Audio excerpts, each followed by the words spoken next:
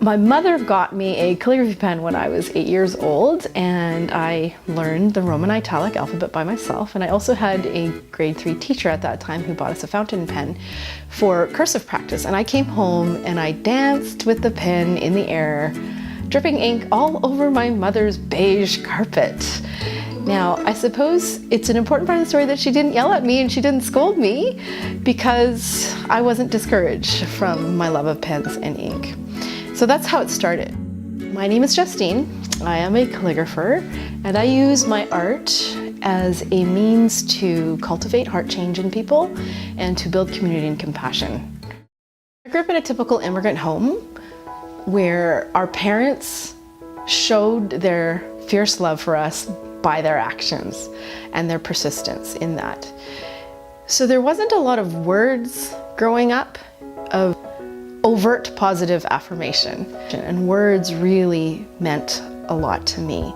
And so the value of words is higher for me, and I think that's maybe why I gravitate towards calligraphy more. I wasn't really showing up every day, I wasn't really regularly practicing it until I had 2 different experiences that were both experiences of confusing loss. One of them was when I burnt out, and I had lived life in a very unsustainable way. I maxed out every single opportunity to do the opportunities that came along my way, but it drove me into the ground. I just hit the wall. And at that point, I lost my sense of self. I questioned everything about myself. I wondered if the creativity was just a mask that I put on for the world.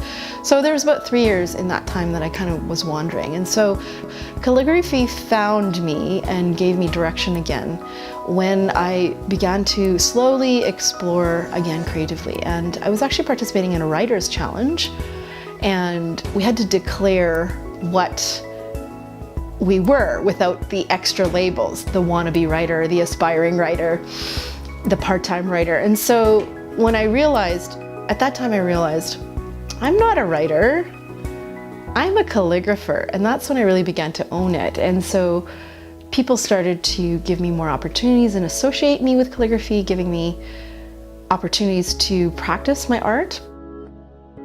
Writer's challenge that I participated in also taught me to really start to show up every day and just do a little bit of calligraphy every day, no matter how bad it looked. And calligraphy is one of those things that you just have to keep practicing. You have to put the hours in, there's no shortcut to it.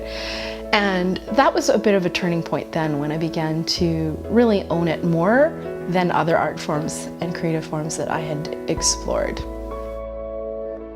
Calligraphy is, for me, a means of self-care and filling up my heart so that I can better connect and serve the world around me.